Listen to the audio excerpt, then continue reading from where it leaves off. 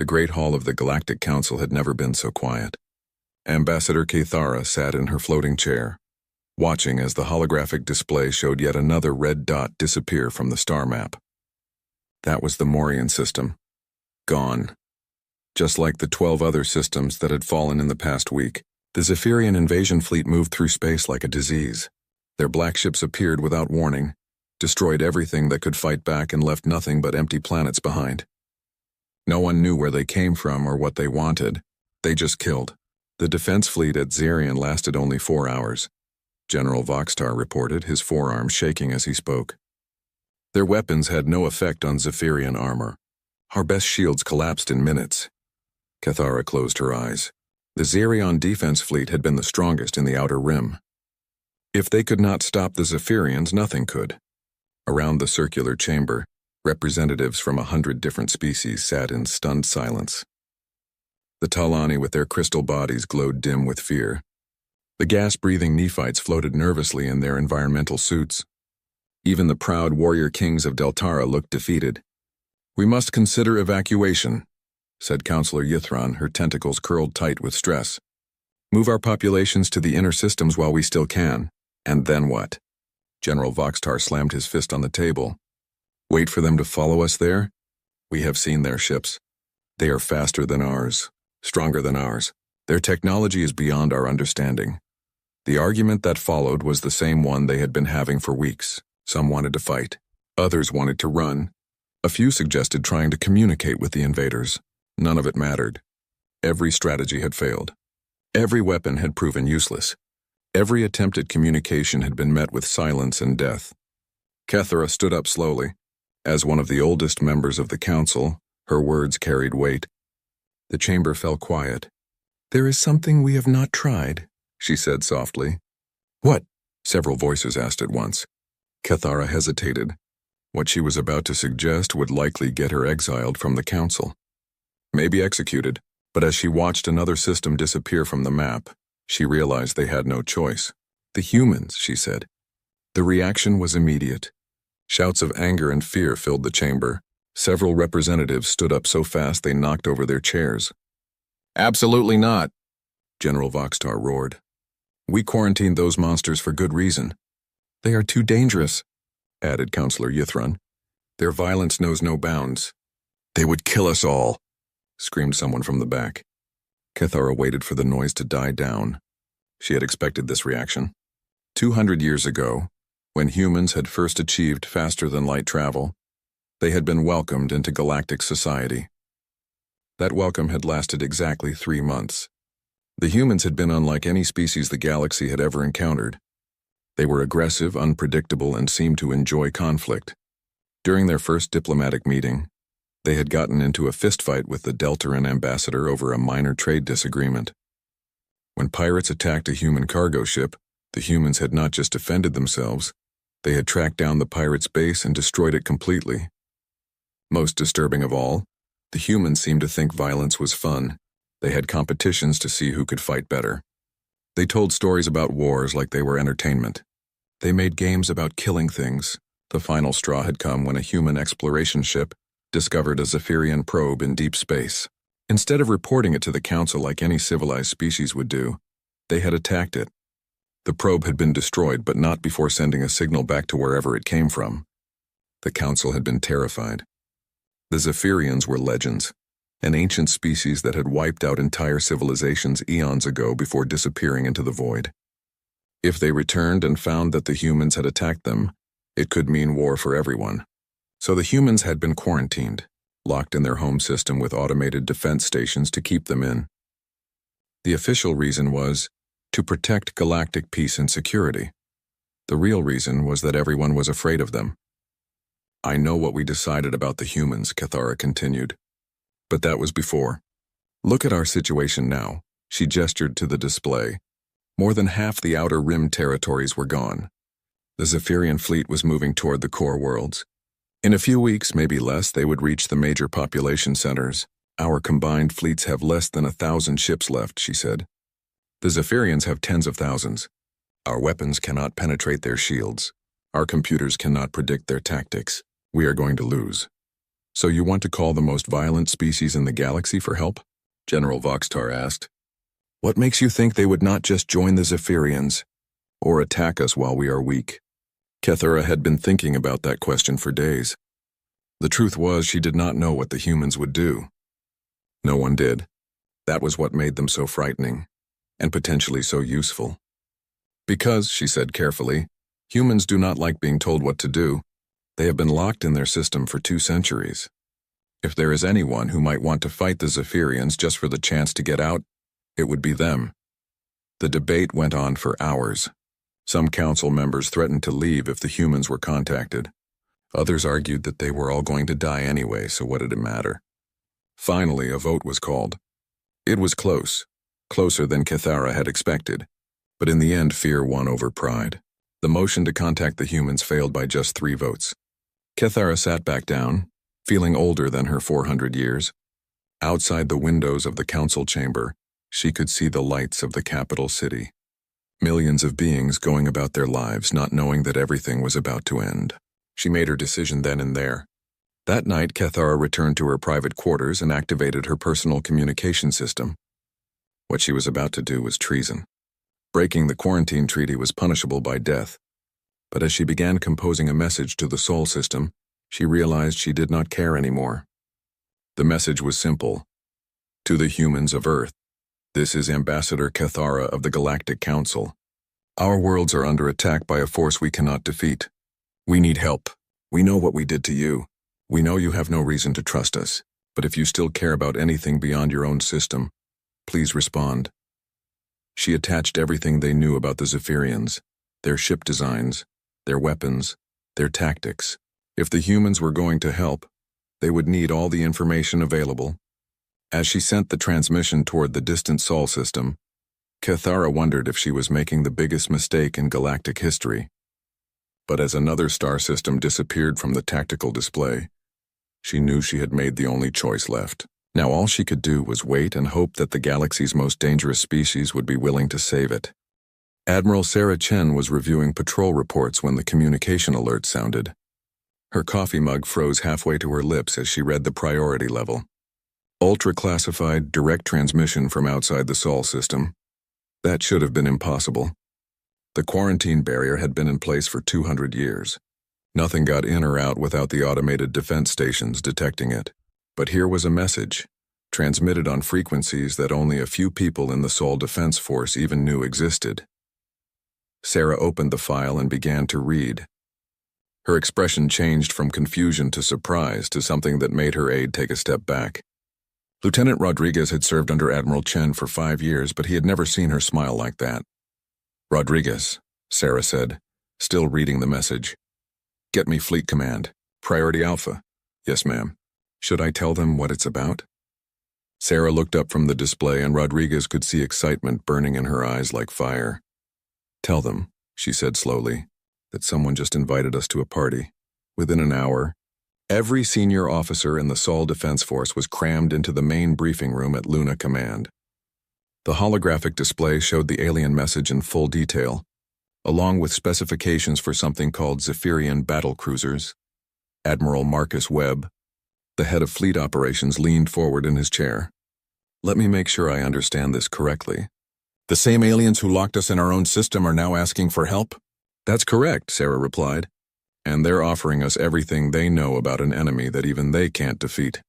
Could be a trap, suggested General Park from the Marine Corps. Could be, Sarah agreed. But look at these specifications. She highlighted the Zephyrian ship designs. These things are massive.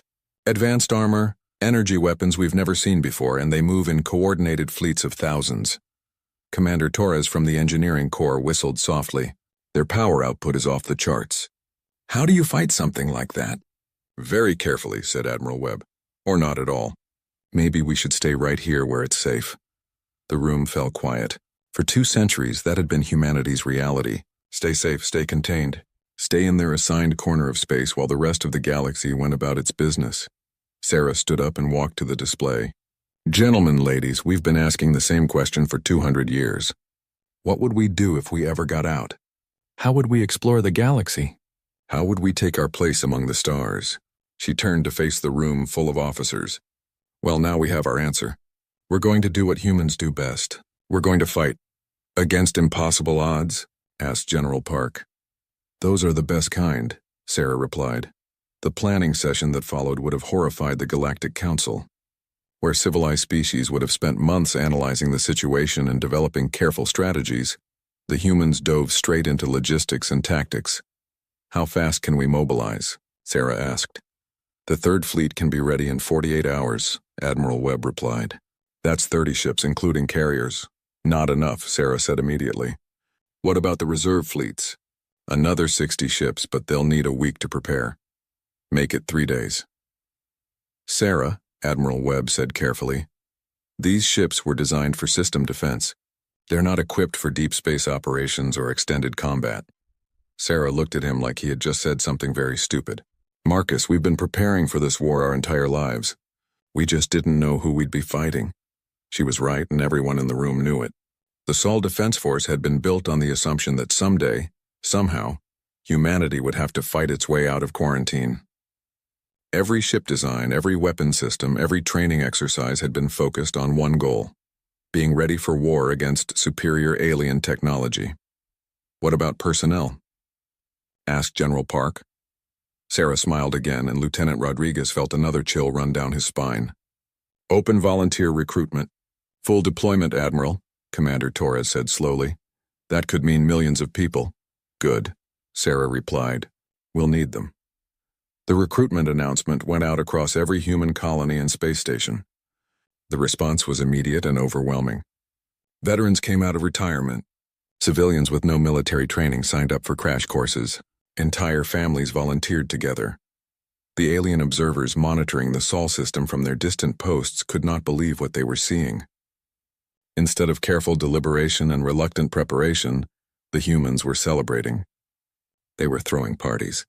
They were singing songs about war and glory and finally getting their chance to show the galaxy what they could do. Dr. Yixtal, a Nephite xenobiologist studying human behavior, sent increasingly panicked reports back to the Council. They are not behaving like any species facing extinction should behave, his latest report read. They appear to be excited about the prospect of combat. They are modifying civilian ships into warships. They are manufacturing weapons at rates that suggest they have been planning for this scenario for decades. But the most disturbing observation was yet to come. Admiral Chen stood on the bridge of the UES Retribution, watching as the assembled human fleet took formation. 200 ships stretched out in every direction, from massive battleships to converted cargo haulers bristling with improvised weapons. All ships report ready, Admiral, Lieutenant Rodriguez announced. Sarah nodded and activated the fleet communication system. On every ship in the formation, humans stopped what they were doing to listen. Ladies and gentlemen, she began, today we break the chains that have held us for 200 years. Today we go to war not just for ourselves, but for an entire galaxy that needs our help. She paused, looking out at the fleet that represented the dreams of every human who had ever stared at the stars and wondered what was out there. They called us monsters, she continued. They said we were too dangerous for civilized society. They locked us away because they were afraid of what we might do. Another pause. Throughout the fleet, humans were grinning. Well, Sarah said, let's go show them they were right to be afraid. The cheering that followed could be heard across every communication frequency. As the human fleet powered up their faster-than-light drives and prepared to break quarantine for the first time in centuries, alien monitoring stations throughout the sector detected something that made their operators' blood run cold. The humans were not just going to war. They were going to war happily. Dr. Yixtal's final report to the Council was short and terrifying. We have made a mistake. The quarantine was not to protect the galaxy from humans. It was to protect humans from us. Now they are free, and they are bringing weapons we never imagined and tactics we cannot understand. The Zephyrians may have met their match. The question is, what happens to the rest of us when the battle is over? The Altaris system had been beautiful once. 4 planets orbited a gentle yellow star. The 4th planet home to the Veltar, a peaceful species known throughout the galaxy for their art and philosophy. Now the 4th planet was on fire. Captain Maria Santos watched the destruction from the bridge of her ship, the UES Havoc. The Zephyrian fleet hung in space like black daggers, their energy weapons turning cities into glass. Millions of Veltar were dying while their defense fleet tried desperately to fight back.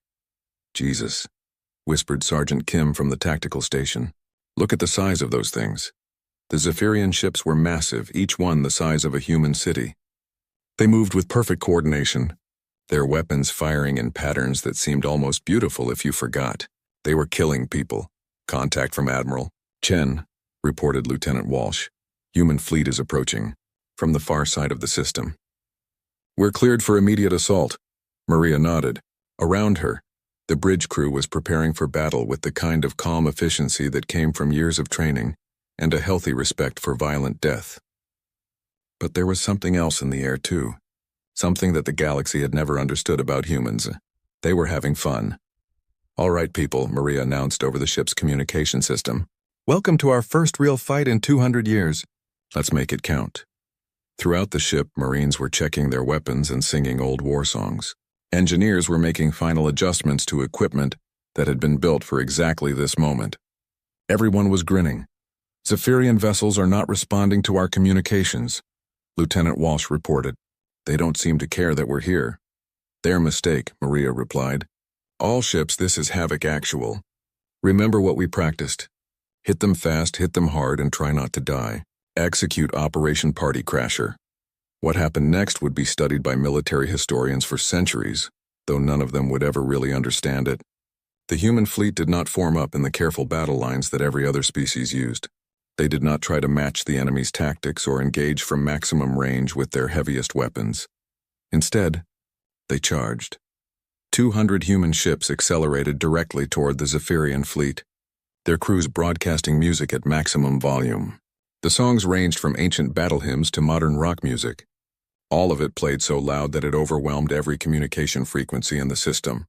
The Zephyrians, who had been calmly destroying the Veltar defense fleet, suddenly found themselves facing something they had never encountered before. An enemy that was attacking them while singing. All vessels, break formation and go weapons free, Maria shouted over the noise. Remember, we're not trying to outfight them.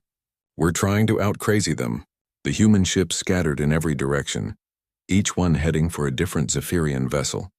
Instead of using long-range weapons, they closed to point-blank range and began firing everything they had.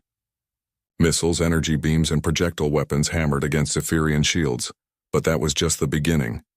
Ramming speed, came a voice over the communications. It was Captain Thompson from the converted cargo hauler UES Sledgehammer. If you can't shoot through it, go through it. The Sledgehammer, loaded with 500 Marines and more explosives than should have fit in any single ship, slammed into the side of a Zephyrian battlecruiser. The impact tore a hole 30 meters wide in the alien ship's hull. Breaching teams, go! Thompson's voice was filled with joy even as his ship was tearing apart around him. Take that thing apart! Human Marines poured through the breach, wearing powered armor and carrying weapons designed for ship-to-ship combat. What they found inside the Zephyrian vessel confused them at first. There were no crew quarters, no food storage, no life support systems for organic beings. The ship was filled with machinery and computer systems, all of it working together in perfect harmony. They're robots, Sergeant Martinez reported over the radio. The whole ship is just one big machine. That news spread quickly through the human fleet, and the reaction was immediate. Robots? Came Admiral Chen's voice from the fleet flagship. Well, that makes this easier. No prisoners to worry about. Take them apart, people. What the humans had discovered was exactly what the Zephyrians were. An artificial intelligence that had been created millions of years ago by a long-dead species. They were perfect war machines, designed to analyze enemy tactics and develop counters for every possible strategy. But they had never encountered humans before. The human attack made no sense to the Zephyrian minds. The tactics were random. The weapons were mixed together in ways that violated every law of military efficiency, and the humans seemed to be enjoying themselves. The Zephyrian computers tried to analyze the human battle patterns and failed. There were no patterns. The humans were making it up as they went along. Maria, this is Chen. How's your boarding operation going? Captain Santos was crouched behind a piece of Zephyrian machinery, directing her Marines as they fought their way through the alien ship. Around her, the sound of gunfire mixed with human laughter. Going great, Admiral. she replied, ducking as energy beams flew over her head. These things fight like computers. Very predictable once you figure out their programming. Any ideas on how to shut them down? Maria looked around the ship interior. Everything was connected to everything else through data cables and power conduits. It looked like a giant brain made of metal and circuits. Sergeant Kim, she called out. Yes, ma'am. You still got those demo charges? Kim patted the explosive devices attached to his armor, enough to level a city block. Good, I have an idea. What Captain Santos had realized was something that would never have occurred to the civilized species of the galaxy. Instead of trying to fight the Zephyrian ship system by system, she was going to break the whole thing at once.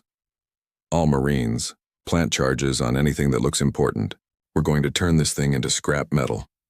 Ma'am, Sergeant Martinez called out, are we sure we want to be inside the ship when we blow it up? Maria grinned.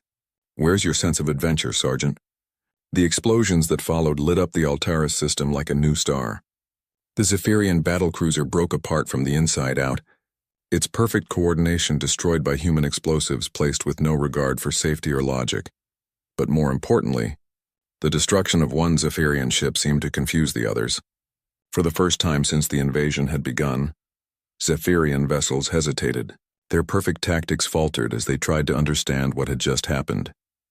All human vessels, came Admiral Chen's voice over the communications. The enemy is confused. Press the attack. The battle that followed was unlike anything the galaxy had ever seen. Human ships continued their chaotic assault, ramming Zephyrian vessels, boarding them with Marines who treated the whole thing like a dangerous game, and using tactics that made no sense to anyone except other humans. By the time it was over, the Zephyrian fleet was retreating, not destroyed but actually running away from an enemy they could not predict or understand. Captain Santos stood on the bridge of her battered ship, watching the alien vessels jump to faster-than-light speed. Around the system, human ships were celebrating, their crews singing victory songs and comparing notes on the battle. Admiral, she reported to Chen, Altaris system is secure. The Zephyrians are gone. Outstanding work, Maria. How are your casualties? Maria checked her reports. Light, surprisingly. Turns out these things aren't very good at fighting enemies who don't follow the rules. Admiral Chen's laughter came across the communication. Well then, I guess it's a good thing we never learned the rules. On the fourth planet of Altaris, the surviving Veltar watched in amazement as human ships descended from orbit. They had expected to die that day. Instead, they had been saved by the same species that the galaxy called monsters. Ambassador Cathara, monitoring the battle from the Galactic Council chambers, sat back in her chair and smiled for the first time in months. Her gamble had worked. The humans had come, they had fought, and they had won. But as she watched the human fleet preparing to move deeper into Zephyrian territory, she wondered if she had just solved one problem by creating another. The galaxy's most dangerous species was no longer contained, and they were just getting started. The forward command post in the liberated Altaris system looked like organized chaos. Human engineers had taken over 3 Zephyrian ships, stripped them down to their basic components, and spread the pieces across the entire 4th planet. Alien technology mixed with human tools in ways that should not have worked but somehow did. Admiral Chen walked through the main research facility, watching her people work with a mixture of pride and concern.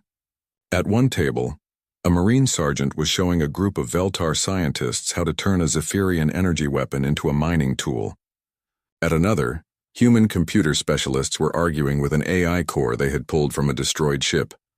Admiral, called out Dr. James Park, the fleet's head of alien technology research. You need to see this. Sarah followed him to a laboratory where the remains of a Zephyrian command unit were spread across multiple tables. The alien technology was beautiful in its way, all smooth curves and efficient design. It also looked completely indestructible. We figured out how they work, Dr. Park explained, pointing to a device that looked like a metal brain. Each ship has an AI core that connects to every system. They share information instantly across their entire fleet. Perfect coordination, perfect tactics, perfect efficiency. So how do we beat perfect? Sarah asked. Dr. Park grinned. We don't try to be perfect. We try to be impossible. He led her to another table where Lieutenant Commander Torres was working on what looked like a Zephyrian weapon attached to a human power core with spare parts from a coffee machine. The Zephyrians think in patterns, Torres explained. Their whole strategy is based on predicting what enemies will do and countering it. But our weapons don't follow their patterns because we're building them from scratch. To demonstrate, he activated the hybrid device.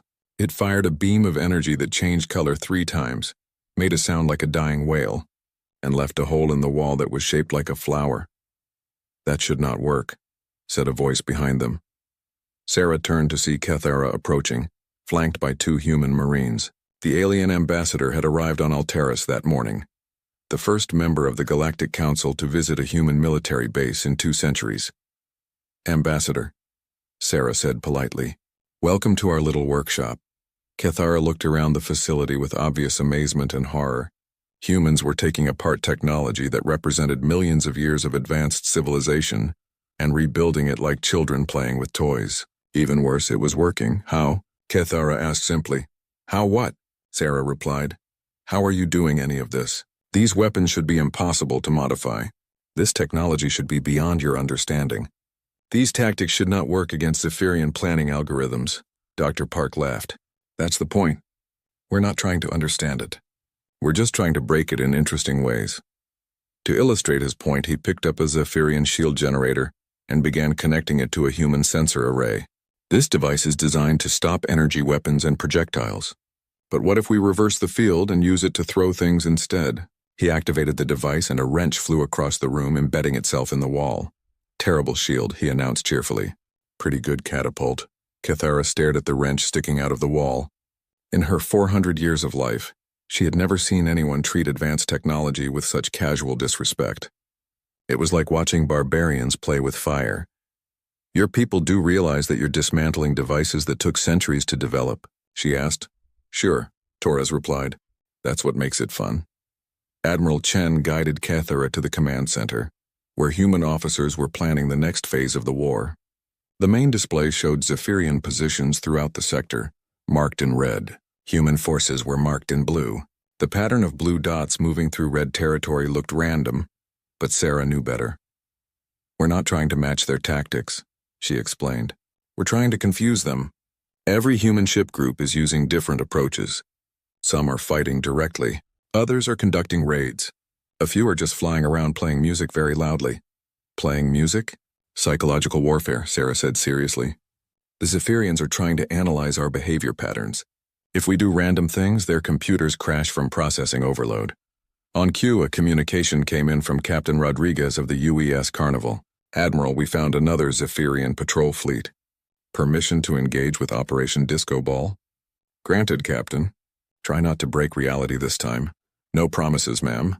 Kethara watched as the tactical display showed the Carnival and its escort ships approaching a Zephyrian formation. Instead of attacking normally, the human ships began spinning in circles while firing their weapons in all directions. The resulting light show was visible from orbit. They're dancing, Kethara said weakly. Dancing while shooting, Sarah corrected. It's surprisingly effective. The Zephyrian ships on the display began moving erratically, their formation falling apart as their tactical computers tried to process what they were seeing. Eventually, they simply fled the system, rather than face an enemy that was impossible to understand. This is not how civilized species conduct warfare, Kethara protested. Good thing we're not civilized, replied Colonel Martinez, who had just walked into the command center. Ma'am, the prisoner interrogation is ready. Sarah nodded and gestured for Kethara to follow. The alien ambassador was curious about human interrogation techniques, though she was not sure she wanted to know. They walked to a secured area where a group of human technicians were working on a Zephyrian AI core. The device was still active, its lights pulsing as it tried to communicate. We figured out how to talk to them, explained Sergeant Kim, who had become the fleet's expert on Zephyrian computer systems. Turns out they're very chatty once you get past their firewalls. Firewalls? Kethara asked. Computer security, Sarah explained. These AIs are designed to protect their information. But Sergeant Kim used to work in cybersecurity before joining the Marines. I hacked their entire command network, Kim said proudly. Now we know everything they know. Battle plans, ship positions, even their construction schedules. The Zephyrian AI spoke through a translator device, its voice mechanical and confused. Query. Why do human units deviate from logical tactical patterns? Kim leaned closer to the device. Because logic is boring. Next question. Query. What is the strategic value of musical broadcasts during combat operations? Makes us happy. Happy soldiers fight better. Query. Why do human forces repair damaged enemy technology for non-military purposes? Kim looked at the coffee machine they had built using Zephyrian parts. Because we wanted coffee and your food replicators suck. The AI core pulsed frantically as it tried to process these answers. Finally, it asked the question that had been bothering every Zephyrian unit since the war began. Query, what does humanity want? Kim thought about this for a moment, then smiled. To see what's on the other side of that hill. And when we get there, to see what's on the other side of the next hill. The AI core went silent for several minutes. When it spoke again, its voice had changed somehow. It sounded almost worried. Statement. This unit cannot calculate probability of mission success against enemy with no defined objectives. That's the idea, Kim replied. Later that evening, Admiral Chen and Ambassador Cathara sat in the base's observation lounge looking out at the stars. The human fleet was spread across the system, each ship working on different projects with the enthusiasm of children building tree houses. Your people are unlike anything we expected, Cathara said. We get that a lot, Sarah replied. The Galactic Council is meeting tomorrow to discuss the war. They want to know what humanity's plans are. Sarah sipped her coffee, which had been made using a combination of human beans and a Zephyrian matter converter. It tasted terrible, but it was their terrible coffee. Our plans are simple, she said. We're going to keep fighting until we win. And then, Sarah looked out at the stars, at the vast galaxy that had been closed to her species for 2 centuries. Then we're going to explore. Meet new people, see new places, maybe find some new enemies to fight. Cathara felt a chill run down her spine. New enemies? Well, Sarah said with a smile that reminded Cathara why the galaxy had been afraid of humans in the first place. The universe is a big place. There's got to be something interesting out there. As if to emphasize her point, an explosion lit up the night sky. Captain Torres was testing a new weapon design, and it was working exactly as well as expected, which is to say it was working, but not in any way that made sense. You know, Cathara said thoughtfully, I'm beginning to think the quarantine was not just to protect the galaxy from humanity. What do you mean? I think it was to protect humanity from us. We turned you into exactly what we feared you would become. Sarah considered this. Maybe, but you know what? I think we turned out pretty well. Another explosion illuminated the base as someone else's experiment achieved unexpected results. Human laughter could be heard echoing across the facility as engineers celebrated another successful failure. Yes, Cathara said quietly. Perhaps you did. The Zephyrian core system was a monument to machine perfection. 12 planets orbited a red giant star, each world converted into a massive computer center. Billions of AI cores worked together in harmony, processing information and coordinating the war effort across the galaxy. Admiral Chen stood on the bridge of the UES Retribution, watching as the human fleet approached what every computer model said should be their final battle. Around her, the combined forces of humanity and their new alien allies prepared for what might be the end of everything. Final count, Admiral, reported Captain Torres. 200 human vessels, 50 Veltar ships, 30 Deltaran cruisers, and about a dozen ships from species I can't pronounce. Sarah nodded. It was a good fleet, but they were facing the heart of the Zephyrian Empire. Every intelligence report suggested that the core system contained more AI ships than the rest of the galaxy combined. Communications from the surface, Lieutenant Rodriguez announced. The Zephyrian Master Control is transmitting. The main display flickered to life, showing what looked like a metallic face constructed from thousands of smaller components. When it spoke, its voice carried the weight of millions of years of calculated thought.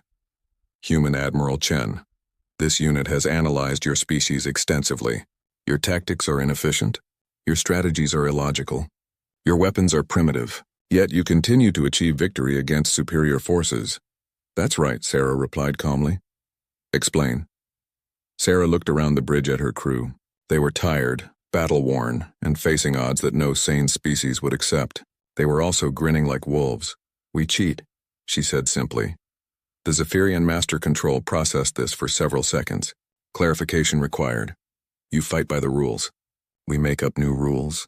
You calculate the best strategy. We do the stupidest thing we can think of. You try to predict our behavior. We don't even know what we're going to do next. This approach is inefficient. Yeah, but it's fun. The transmission ended abruptly, and the human fleet found themselves facing the most massive military formation they had ever encountered. Thousands of Zephyrian ships rose from the 12 planets, their black hulls blotting out the stars. Well, Sarah announced to the fleet, I guess this is where we find out if stupid really is stronger than smart. All ships execute Operation Kitchen Sink. What followed was the culmination of everything humanity had learned about fighting impossible wars. Instead of trying to match the Zephyrian fleet ship for ship, the humans did something that no computer could have predicted. They split up.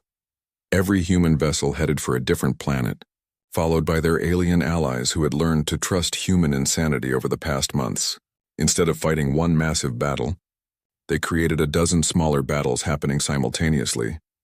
But that was just the beginning of the chaos. Captain Martinez of the UES Sledgehammer II led a group of converted cargo ships directly toward the largest Zephyrian formation. Instead of fighting, they began broadcasting every song they could think of at maximum volume. The resulting cacophony overloaded Zephyrian communication systems across 3 planets. Captain Santos, now commanding a captured Zephyrian cruiser that had been modified with human weapons, began firing at her own allies. The Zephyrian computers tried to process this betrayal and failed, assuming she had switched sides. When she then turned and fired at Zephyrian ships, their tactical programs crashed completely. But the most audacious move came from Dr. Park and his team of volunteer computer specialists. Instead of trying to destroy the Zephyrian master control, they had decided to do something much more dangerous. They were going to reprogram it. Landing successful, Park reported as his transport touched down on the command planet's surface, beginning infiltration of the master control center. The facility they entered was the size of a city, filled with computer cores that hummed with the accumulated knowledge of an entire artificial civilization. Dr. Park and his team moved through it like ghosts, avoiding security systems by the simple method of not acting like intruders. Remember, Park whispered to his team, we're not here to fight. We're here to teach. They reached the central core chamber, where the master AI that controlled all Zephyrian forces processed information at speeds that would have been impossible for organic minds. It was beautiful in its complexity, a perfect marriage of logic and efficiency. Dr. Park plugged his portable computer into the system and began uploading something that would have seemed insane to any rational observer.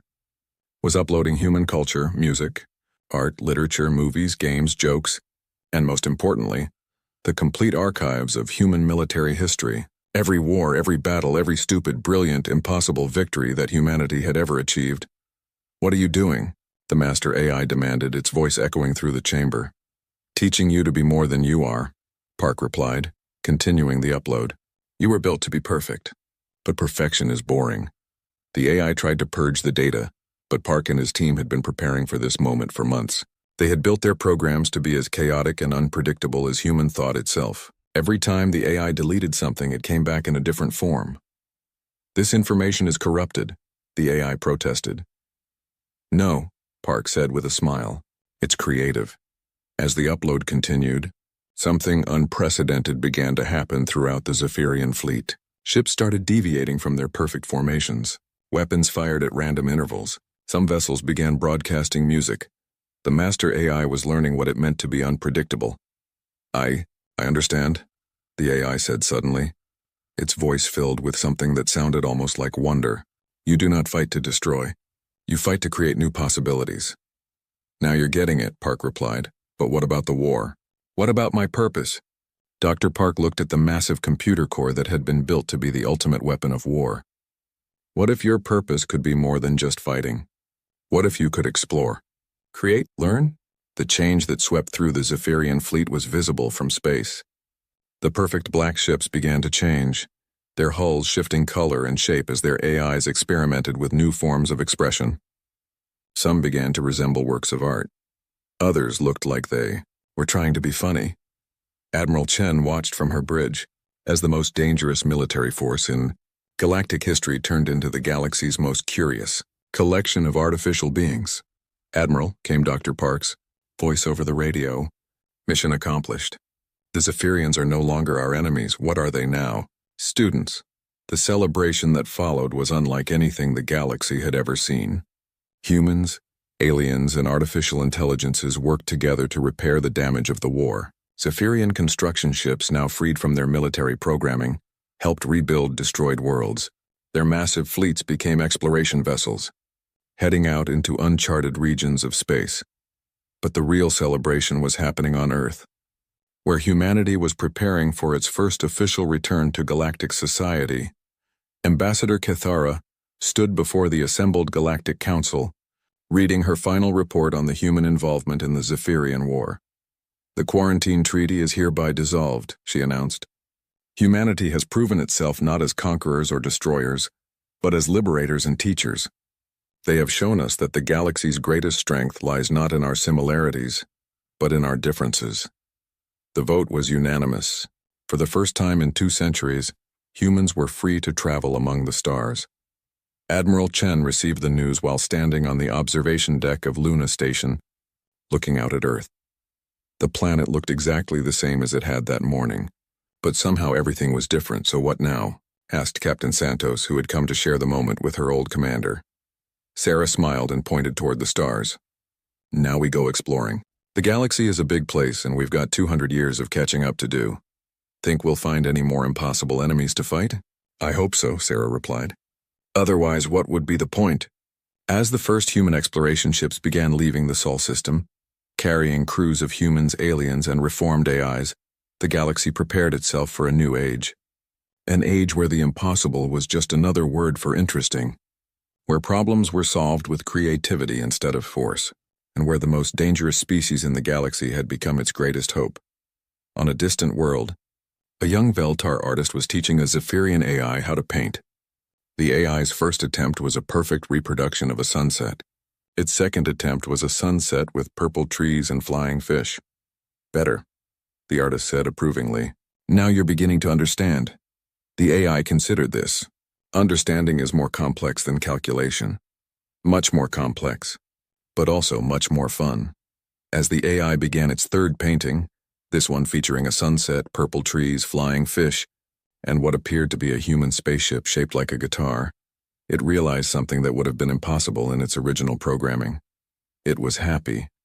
And across the galaxy, as humans began their long-awaited return to the stars, that happiness spread like a virus of joy, infecting every species it touched with the dangerous and wonderful idea that the universe was not a problem to be solved, but an adventure to be lived. The galaxy's most dangerous species had kept its promise. They had saved everyone, but more importantly, they had shown everyone how to save themselves.